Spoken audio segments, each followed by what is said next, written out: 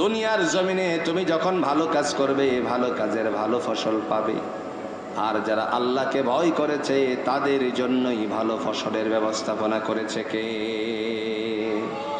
কোরআন দলিল। وسيق الذين اتقوا ربهم إلى الجنة زمرا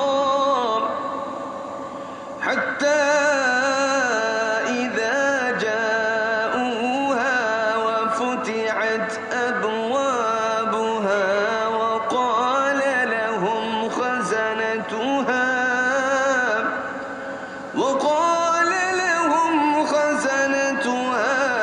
سلام عليكم طبتم فادخلوها خالدين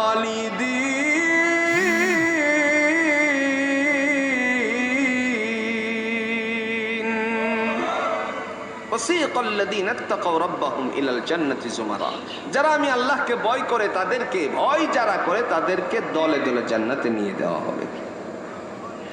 আর একটু আস্তে বলুন সুবহানাল্লাহ।